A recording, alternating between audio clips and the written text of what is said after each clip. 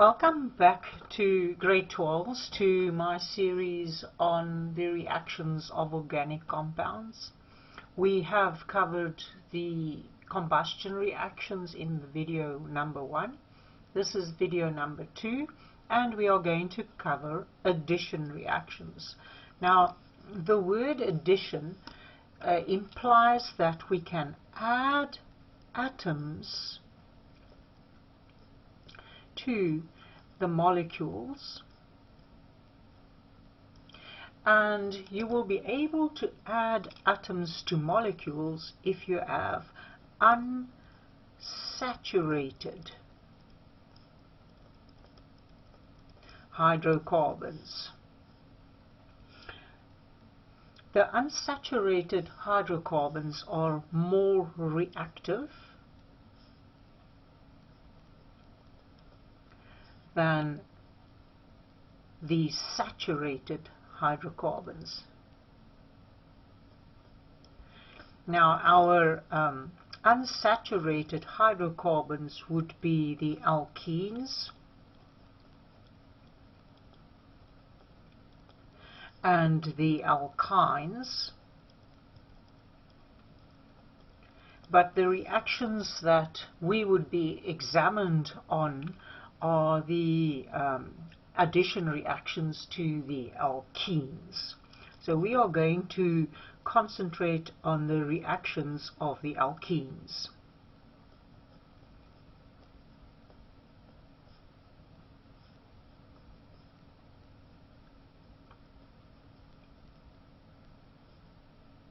They are the compounds described, the homologous series described by the general formula CnH2n.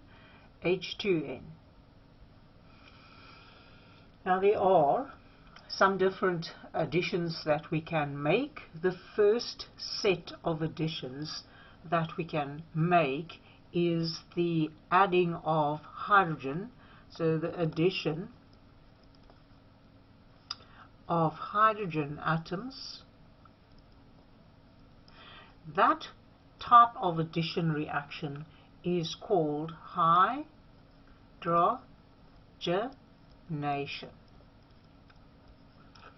So for hydrogenation reactions, there are some reaction conditions.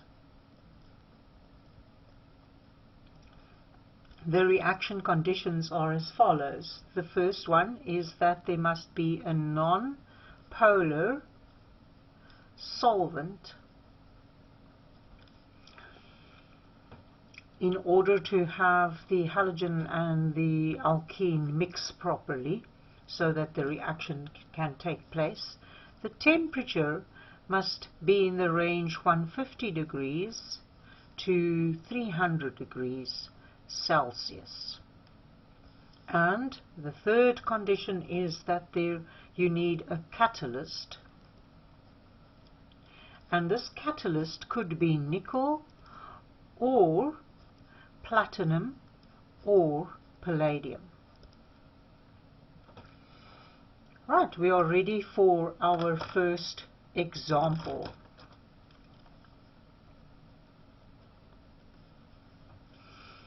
So the first example, I'm going to use ethene. We will add hydrogen. Under the above conditions, the double bond will break and you will form ethane. So in this reaction, you take an alkene and you form an alkane. Right, there are some ways to represent this reaction. The first one is to use structural formula.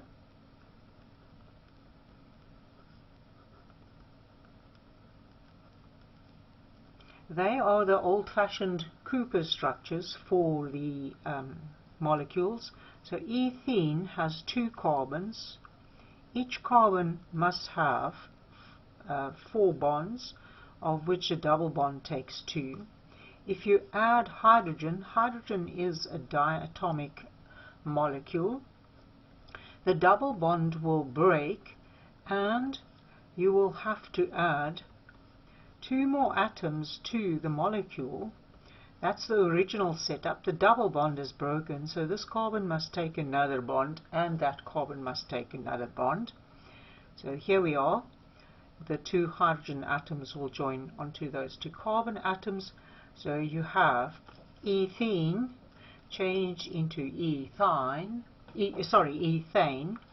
and the conditions: a non-polar solvent, the temperature about 150 to 300 degrees Celsius, and a catalyst must be present in order to help this, these reactants react.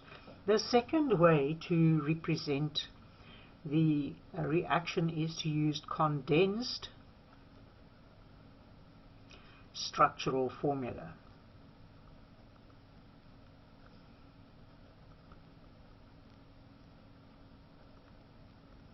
So here we have CH2, CH2.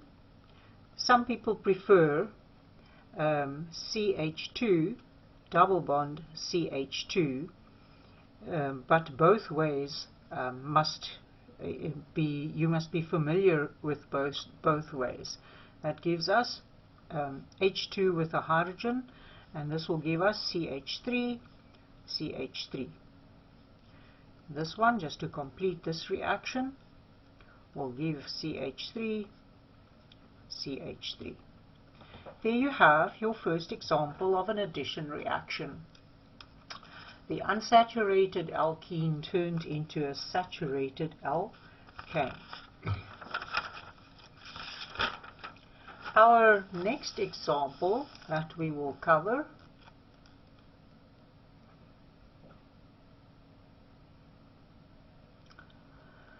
would be adding hydrogens to 1-butene.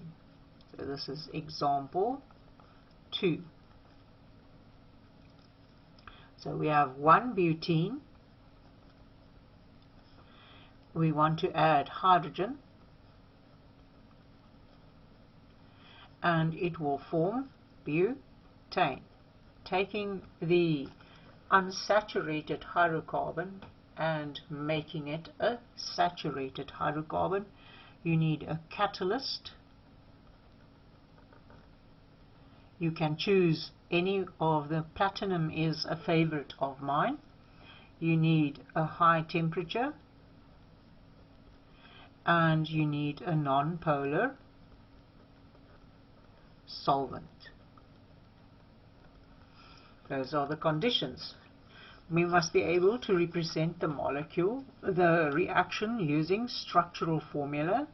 So butene, 1-butene, would have 4 carbons with the double bond between the first and the second carbon.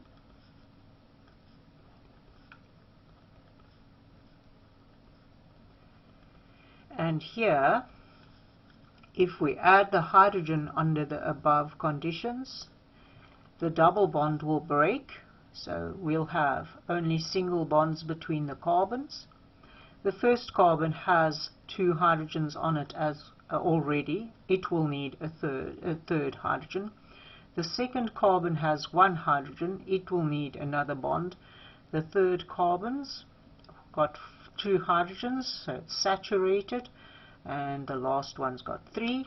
The hydrogens will join onto these 2 carbons, and you'll have butane.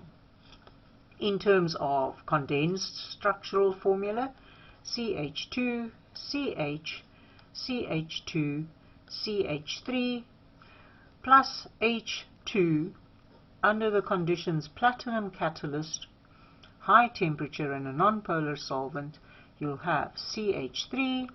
And you can write CH2, CH2 here, and then another CH3, or I see some people prefer this way: CH3, CH2, 2 of them, CH3.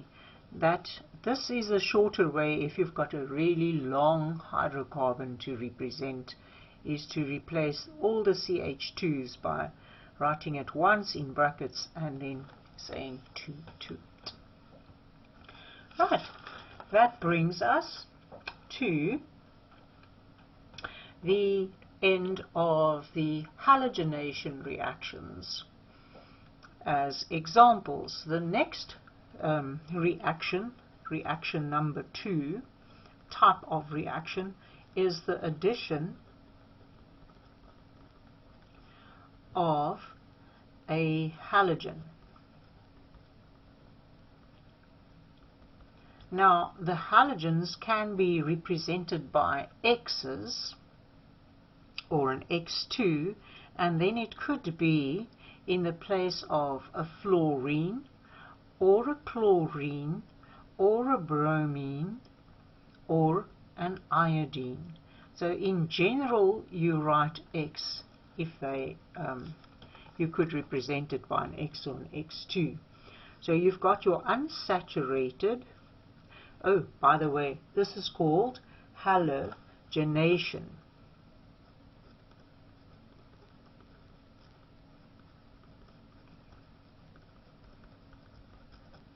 And there are no conditions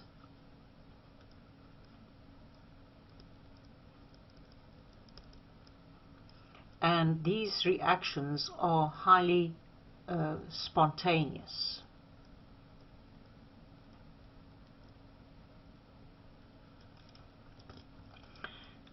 So let us do this. So you've got your unsaturated hydrocarbon, and you add a halogen to it. You will form a alkyl halide, also called a haloalkane.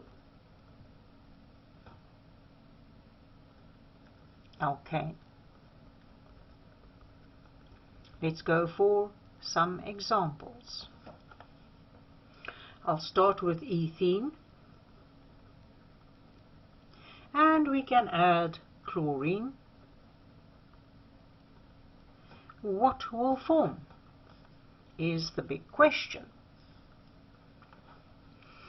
Right, let's go for it. You've got ethene, 2 carbons with a double bond between them. Make sure that each carbon has 4 atoms to it.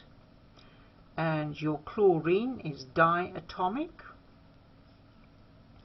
If you add that, the chlorine molecule will break up, and one of these double bonds will break up, so that there will be a single bond between the 2 carbon atoms, and this carbon will need another atom, and the second carbon will also need another atom, and those 2 atoms will be added to the molecule. So this is 1,2 dichloroethane.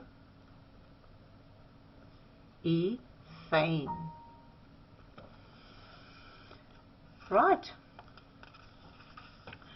One more example of addition of halogens.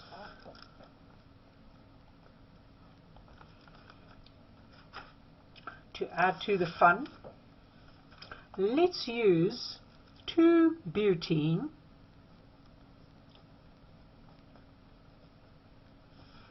Oh, wait a moment. We must also be able to do this in terms of condensed structural formula. I mustn't forget that when we do this one. And we'll add bromine. For the fun of it, what will form? Right, so 2-butene has 4 carbons with the second carbon having a double bond to the molecule. The first carbon will have 3 hydrogens, the second carbon needs 1 hydrogen, the third carbon needs 1 hydrogen, and the fourth carbon will have 3 hydrogens. In terms of structure, bromine is also diatomic. All the halogens are diatomic. The bromine's bond will break and one of the double bonds will break, so that we can add more atoms to the molecule turning it from an alkene into a haloalkane. I'm just placing all these hydrogens that were originally in the molecule. So this carbon needs another bond, it will take the bond to bromine, and that carbon needs another bond, it will take the bond to the next bromine. So now we need to name this compound. To name this compound, we need to count the carbon chain in such a way that the bromines will be on the lowest numbered carbon. So 1, 2, 3, 4. If I count from the left to the right, you'll have 2, 3 dibromobutane. If you count from the right to the left, 1, 2, 3, 4, you'll still have 2, 3 dibromobutane. So the product to this addition reaction is 2, 3 dibromobutane.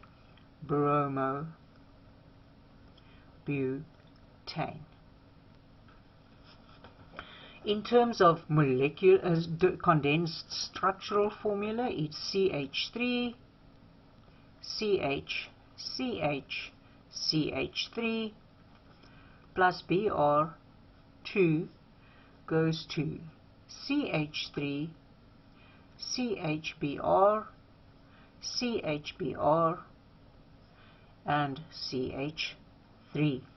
And remember, because this reaction is spontaneous, you won't need any special additions to the reaction. It will react to go from the alkene to the haloalkane. Which haloalkane?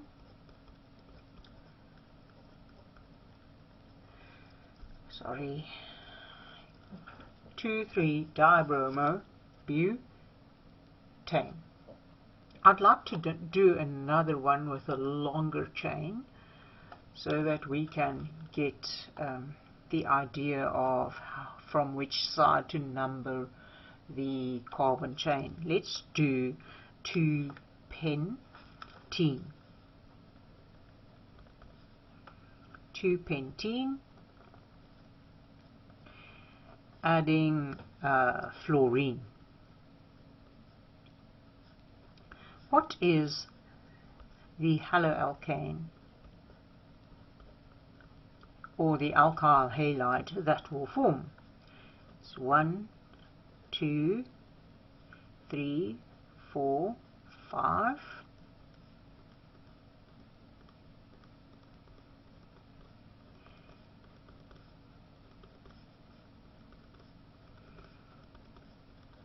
Remember these addition reactions. This specific type of addition reaction would not require a special conditions. So our molecule, the double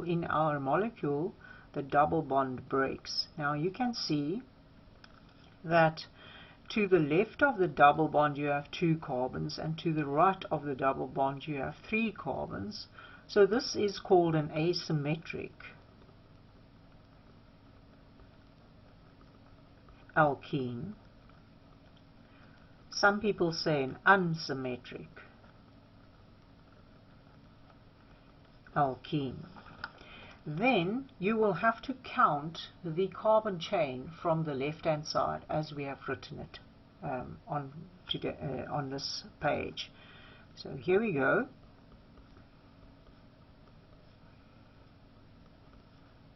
This carbon will require another bond, that carbon will require another bond, and we have all our carbons here.